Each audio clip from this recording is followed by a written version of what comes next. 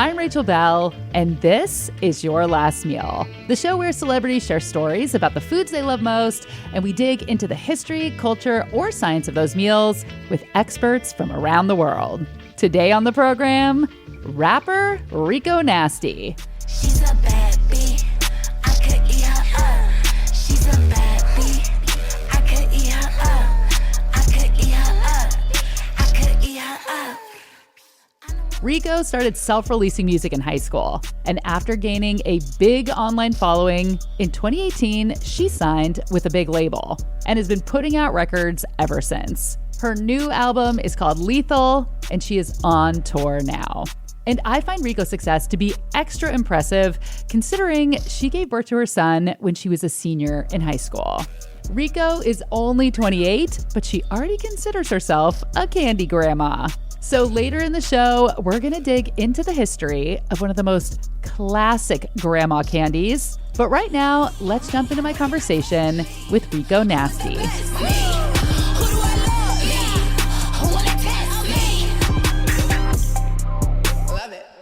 Tell me about who's Taco Bella?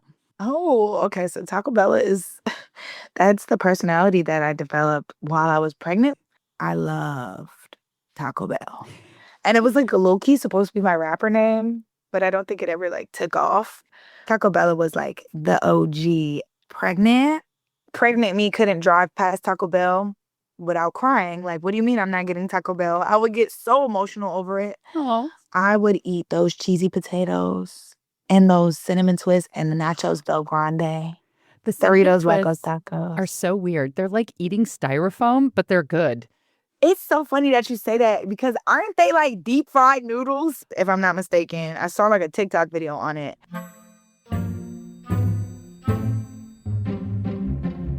Okay, I looked it up, and the Taco Bell cinnamon twists are made from something that looks like spiral rotini pasta, but is not actually pasta. They're called duros de harina, and they're made from wheat flour and cornstarch and baking soda. And when they're deep fried, they poof up into these airy, crispy puffs that you can roll in cinnamon sugar or chili and lime. I watched some videos, and it looks like it's pretty easy to make at home. Just buy a bag of duros at a Latino grocery store, deep fry them, roll them in cinnamon sugar, and poof, copycat Taco Bell cinnamon twists. The duros also come in a wagon wheel shape, and I have seen those little orange wagon wheels a million times in Latin markets and had no idea what they were. I want to talk about your name for a minute because I read that you didn't ever intend on Rico Nasty becoming your professional name, but then it kind of was too late to change it. Yeah. Yeah. Where did it come from?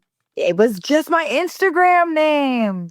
Since I first made Instagram, people at school were calling me Rico. I mean, my mom is Puerto Rican. Well, they see my mom, they'd be like, so your mom is Spanish? So speak Spanish. I'd be like, lo siento, my homies. Yo no speak. Like, I would try to throw something together. I'd be like, un poquito español. I'm not good at it. They would be teasing me. Then they would try to teach me a little bit of Spanish. But, yeah, I had the Puerto Rico lanyard with the Puerto Rican flag. And so I was a new kid at school. That was just the easiest way that they would recognize me. They would be like, oh, that's Rico. Like, oh, that's Puerto Rico. It was Puerto Rico for a while. And then it became Rico. And then, I don't know, we were like in like a smoking session. And my homie was like, oh, yeah, like Rico Nasty or something. And I was just like, what the is a Rico Nasty? Like, I love that. And I went home and I made my Instagram name that. And bro, I don't know. Like, it literally stuck since then. I was like planning on changing my name, hence the Taco Bella, because I was like, I'm going to change my name. I'm going to get a deal with Taco Bell. Like, I don't know. I was like, it never truly stuck. And it's so weird. I had a couple identity issues in the early stages of my career. There was also like Trap Levine. And I was realizing I might want to mix my rock with my hip hop. We'll call it Trap Levine because I love Avril Lavigne. It didn't have an identity. It's just this brash, unapologetic, in your face. What is this name? I always think that's so cute of me. Like needing to put a label on something because I felt like I just didn't fit. But now I fit. And now I'm just Rico Dusty. You're half Puerto Rican, half Black. What was food like? What were you eating at home growing up? And who was cooking? Well, I have always been the best of both worlds type of person, whether it's the hip hop and the rock, it's my Black side and my Puerto Rican side. And both of my families, they know how to cook so well. So, for Thanksgivings or holidays, it would be half at my mom's and then the other half with my dad's. And then I would like make plates. And sometimes I would combine my plates. Like I would do like arroz con dulces with yams and mac and cheese. Like, I feel like I've always been the type of person that likes to like blend together. So, and my grandma, she makes these snacks and she only makes them for me. But it's these little Ritz crackers with guava. It's like a sheet of guava. Yeah. You can dice into little cubes. So she does that, mozzarella cheese, Ritz cracker, an olive. And I forget what it's called, but it's a Puerto Rican snack. It's a name for this dish. Oh. I don't know what it's called, but my grandma, she makes it for me every time like they're in the kitchen and they're cooking for a big like dinner. And she's like, girl, I know you want a snack on something. She makes me that. And yeah, that's like my favorite snack when I go home. I'm like, grandma, make me some. She'll make me like a whole plate of them. It's like an hors d'oeuvre. It's really good. What is the word for cheese in Spanish? Because my grandma... She'll be like guava, like the guava queso, and then in Spanish, cracker. I don't know. That sounds really good. And there's just something about a grandma and a Ritz cracker that just really go together. I Googled and I couldn't find the Spanish name for this little snack, but it's considered entremeses típicos, a typical appetizer and super popular party snack in Puerto Rico. Like Rico said, you have the Ritz cracker, the sharp cheddar, and a little square of guava paste, which looks very similar to membrillo. Her version includes an olive. I saw some recipes with a slice of salami. There's also a dip where you blend the guava paste with cream cheese and scoop it up with Ritz crackers. My grandma, if I wanted something, she would make my food different from everyone else's. She's just amazing. Like, I love my grandma. She's the sweetest. Even when I visit her, she'll always just be like, are you hungry? Like, she's just the typical Puerto Rican abuela. Just like, anything you want. I'm like, okay, grandma, sit. When are you going to sit down? Like, my grandma did that too. We would be like yelling at her, like, sit with us, sit and eat. And she would never sit. These are the real people of the world that need to be remembered. Like, save the abuela's recipes, because genuinely, my generation is surviving off of Trader Joe's and Erewhon. Like, I don't know. What are we going to come to? You're so I'm scared. Everything is prepackaged. Help us.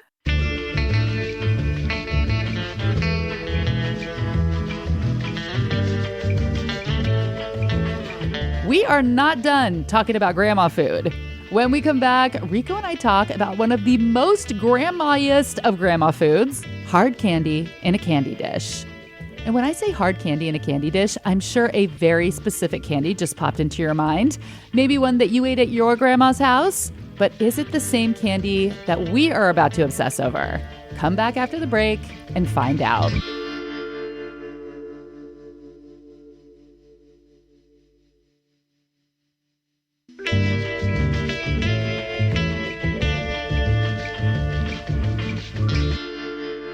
We are back, and Rico is about to tell me about her favorite granny candy. But if you're in the mood for a drinking game, grab a beer or a cocktail and drink every time Rico calls me bruh or bro. Oh, God, my grandma on my dad's side, she used to keep these little strawberry candies. Mine too. Bruh, they're like in the paper, they're like strawberry, bro, and they had like the jelly on the inside. Yes, it was like kind of green on the red. Oh my God. Church, bro, I would be like, grandma, please. So much better than a Werther's Original, in my opinion. Dang, those are like so good. And like the little caramel candies, I love those a lot. I love those. Do you think you're going to be a candy grandma? Because I've always wanted to try it. I'm already a candy grandma. I always have gum. I always have like something sweet. I don't know what that, lollipop, something. Well, that's because of my son too.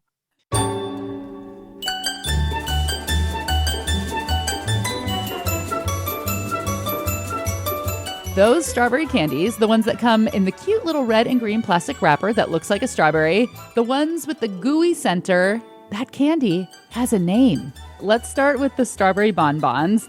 I had no idea that they even had a name. I feel like we're always trying to describe them like, that candy in the grandma candy bowl with the strawberry on the outside. So what is the story of the strawberry bonbon? Because they're much older than I would have thought.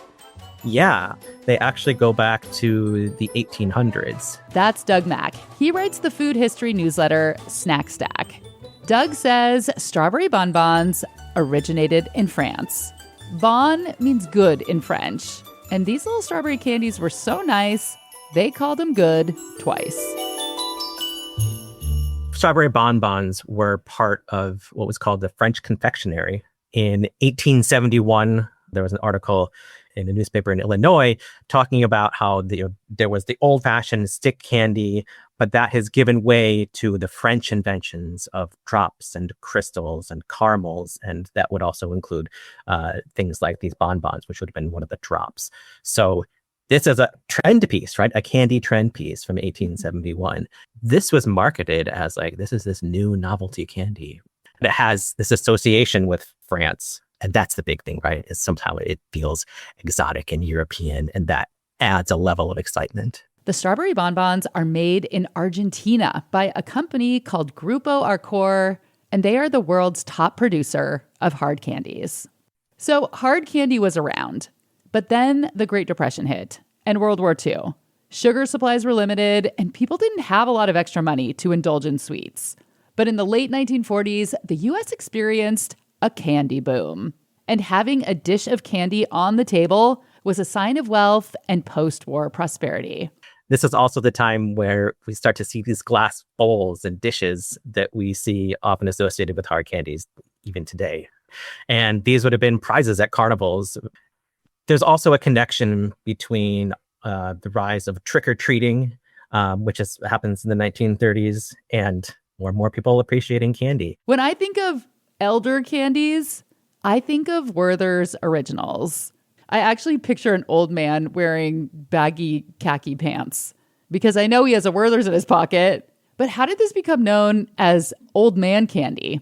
You have Werther's ads in the early 1980s featuring an old man giving a little boy some candy, right? It's old-timey, it's nostalgia, it's familiar. Part of that, I think, is that you're setting up these types of candy in contrast to the candy trends of the time. So late 70s, early 80s is when you have things like Pop Rocks. It's when you have gummy worms. You're starting to see a lot more super sour candies.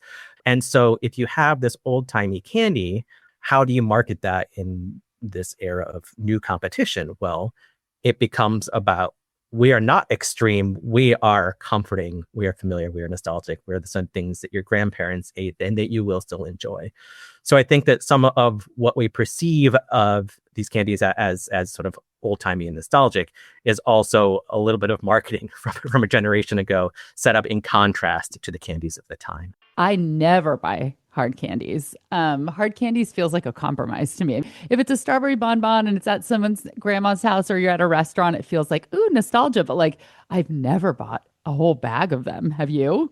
I have never bought a whole bag of them. I think maybe Jolly Ranchers would be almost the equivalent. Yeah. Because for me, that is a flavor of childhood. Yes. It's the same idea, right? It's just fruit flavored hard candy. That is 1980s candy to me. I agree. I feel like that's what you would get in school. If your teacher was going to give out candy, it would be like a little Jolly Rancher. 100%. Oh my gosh, that taps into some real memories for me. Do they still have pizza parties if you read the most books in school? I don't know. We had the summer reading program where you can earn a Pizza Hut personal pizza. And you know what? I would love to earn free pizza for reading books as an adult.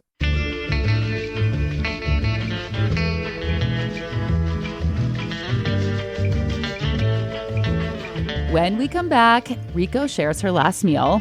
I learn about Boardwalk fries, and Rico shares the dish she only cooks for people she really loves.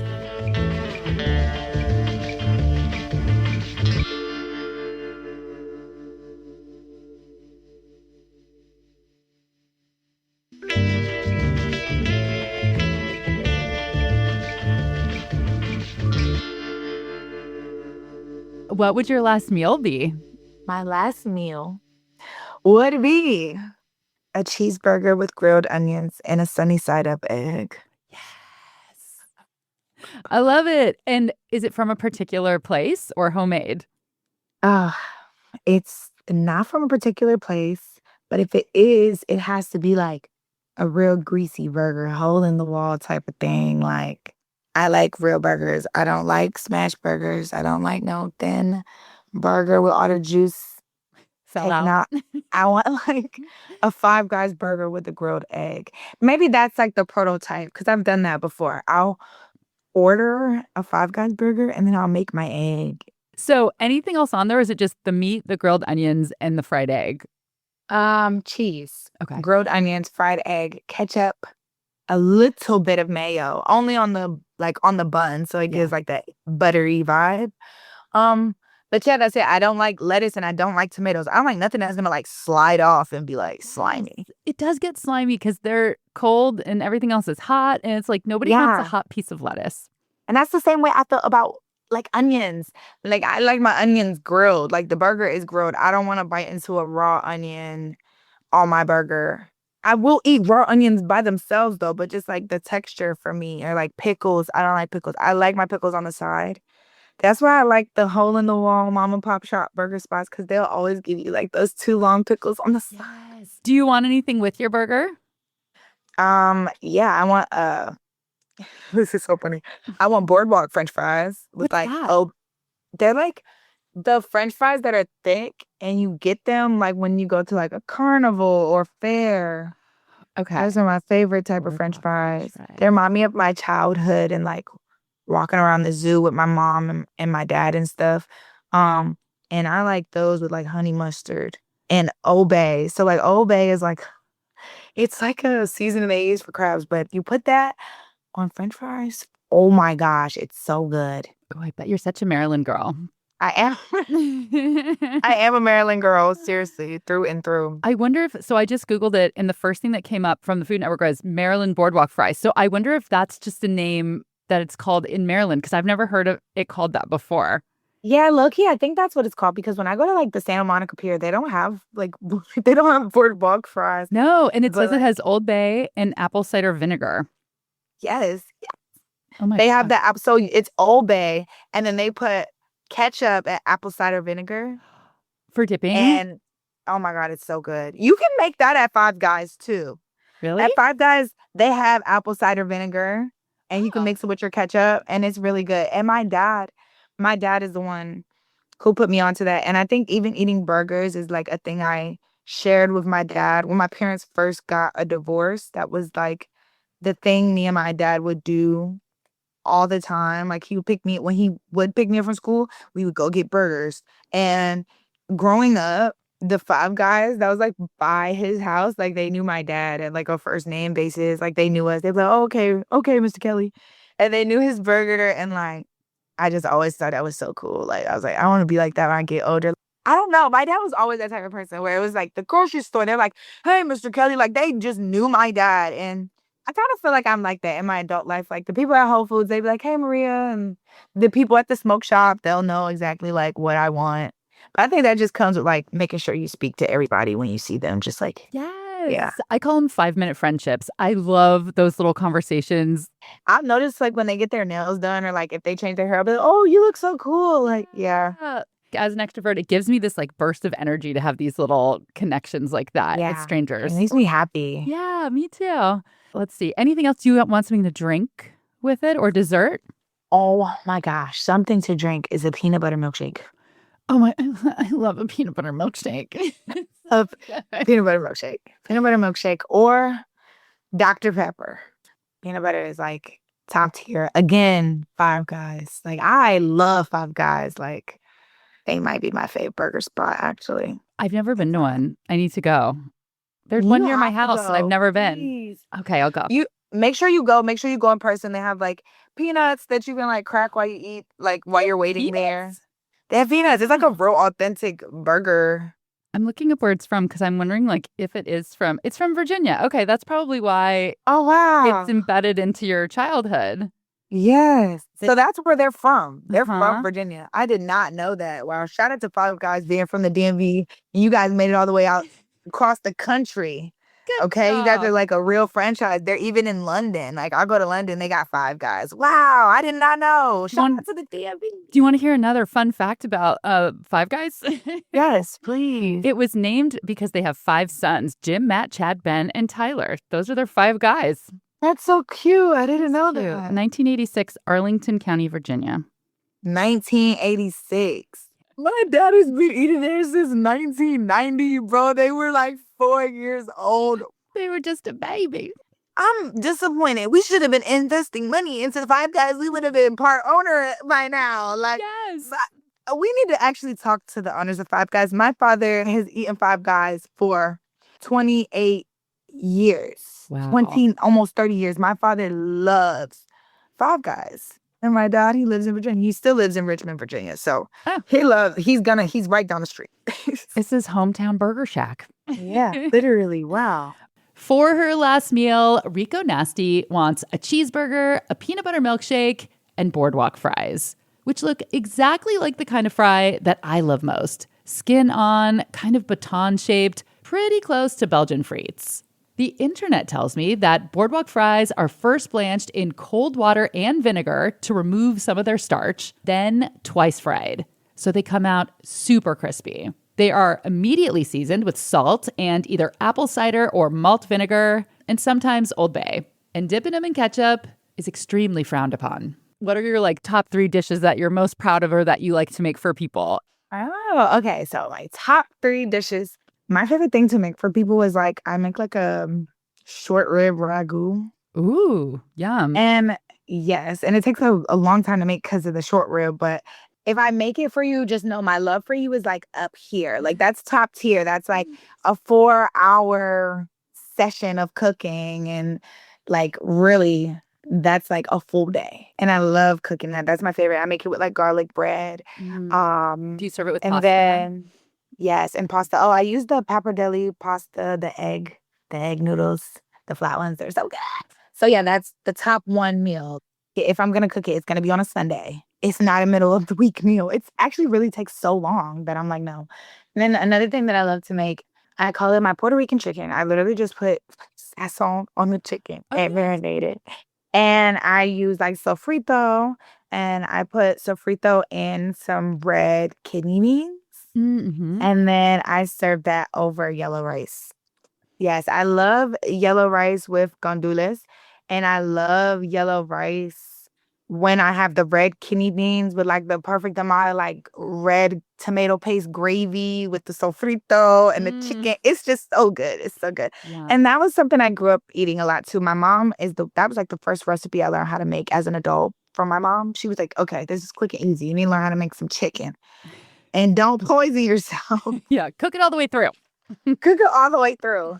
And then last but not least, my favorite meal to make is this salmon scampi that me and my boyfriend kind of started making together a little while ago. And it's really good. It's did I call him my boyfriend? Oh my God. Hard launch right now on this podcast. My poo. My poo. But we cook a lot together, and he makes really good scampi noodles with lemon, and then I make the salmon. I use blackened seasoning, Cajun seasoning, lemon pepper. It's very citrusy, Yeah. but it's not salty, and it's really, really good. And then we'll eat that together with a little bit of shrimp on the side. But that's become my favorite thing. And those are my top 3. And then wait, last but not least, burger. I can't cook a burger to save my everlasting life. I just can't. I don't know when it's ready. I flip it, it's still stuff oozing out. I'm excuse me. Next thing you know, it's burnt. I'm not doing this. I'm not playing these games, but I love burgers. I will eat all day and then wait till everyone is asleep and I'll order Wendy's. I know it's really bad. Your secret life. It is. And What do you do with the wrappers? Do you put them out outside so no one sees? Dude, I literally do. I throw them out because I don't want my son. So it's some hypocritical happening here. I don't want my son to eat fast food, but he's already bitten the apple. Okay, he's already had the McDonald's. He's already had the Wendy's. It's so hard to wean them off of it. So I can't sit up and hear macho. You can't eat that. and then go eat it. I know. You got to be So a I hypocrite at night. hide it. And it's so bad. Because, like, the other day, I think I had, like, a soda in here, and he was like, when did you get that? I was like, I don't know. Somebody left that in here. That is not mine. One of my friends left that. That must have been theirs. Like, yeah, he can't know that I'm still eating fast food. He can't. You're trying to keep him pure, but you're already, what I don't know. Damaged. You're damaged. That's, yes, This is a burger drug damage. at this point. I'm addicted to the MSG. I can't escape it. Oh, I love MSG. I read that you want your music to be, quote, consumed like a meal, not as a snack. What does that mean? Snacks are like songs you put on to get from point A to point B. Snacks are like the trending sounds on TikTok. Snacks are like, I just put this on because it was catchy. And it's just like a dopamine release to hear that one part that I heard replaying over and over again online. I feel like that's a snack because it's just easy to grab. That's a snack. A meal is like not for fast grabbing. I want them to like fully, I guess, digest it. I want them to listen through it. Like I want them to like consume it fully and kind of like how it is with a meal. I don't want them to just go straight to the dessert. I'm not a bag of chips. Well, that's why listening to vinyl is so nice because it forces you to go back and listen to the entire album. No and then skips. you have to go stand up and flip it over. So you have to be engaged. You can't just yell across the room, you know, Hey, like next song. exactly. Yes. Yeah, it's way more engaging. Yeah. Knowing that and feeling that is another reason why I made my vinyl. I definitely thought about that. I thought about that throughout this process. I was like, well, if they're getting it on their phones, I can't control how a person listens to something. But if I give them a package and it's full and it feels amazing, that's going to make them sit down, tune in. They might read the credits. They might open up the poster and be like, oh, this is so cool. And it feels even more like an experience.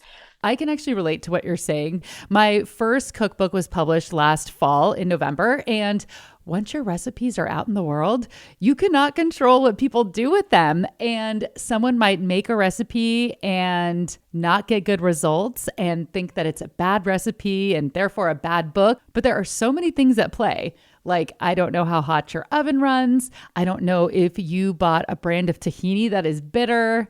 I can't control if somebody is making substitutions. You've written the recipe, you've given all of your instructions, and then there's this control that you have to give up and just accept that people are going to make the recipes how they want to. Just how you want people to listen to your album a certain way, I want people to cook from my book a certain way. I think probably so many artists of all different stripes struggle with this of like how people are going to consume the thing that they worked so hard to make and they want it to be listened to, tasted, watched, heard in this certain way. Yeah, it's so weird because once you share it with the world, I mean, It's not they're yours subject anymore. to do whatever they want with it. They can love it, hate it, listen to one song, scrap it. They will start the album at the last song, bro. And then they're like, I don't know if I like this one. It's the most disrespectful way to indulge in somebody's art. And I think that's just the craziest thing I've grown to learn in this stuff is that people, they digest music so differently now. Like, I remember back in the day when Wiz would drop a mixtape, bro, we would listen to the mixtape top to bottom. We not skimming around. It's like disrespectful. Like the they telling a story here. You skip it to the good parts. Like it's cheating. And that was Rico Nasty's Last Meal.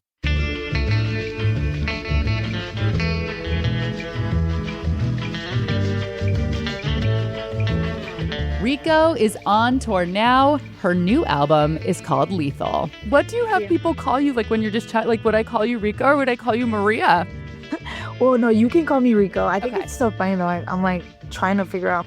But I like Rico. It's very cool. Yeah, I like it too. Now that I know the meaning of it, I like it even more. Make sure and come back to the Your Last Meal feed next Thursday for a lightning round with Rico on The Leftovers. Thanks to Doug Mack. His food history newsletter is called Snack Stack. Your Last Meal is a product of Seattle's Cascade PBS. Go to cascadepbs.org to become a member. For as low as $7 a month, you get on-demand access to all PBS programming, and you get to help keep public media afloat. This episode was produced by me and Maliha Syed, who has moved on to a new job, and I miss her so much. Not only is Maliha a dear friend, she is 17 years younger than me, so she was in charge of knowing who the cool young stars are. Obviously, it was Maliha, not me, who very wisely booked Rico Nasty. This episode was edited, mixed, and mastered by Isaac Kaplan-Wollner. Original theme music by Prom Queen. I have 3 events coming up in November, all food-related, all live, all in person, and all in Seattle. One is with America's Test Kitchen. One is with Kenji Lopez-Alt and Ton Vin from the Seattle Times. And I have a book signing at this really fun food festival called Gobble Up.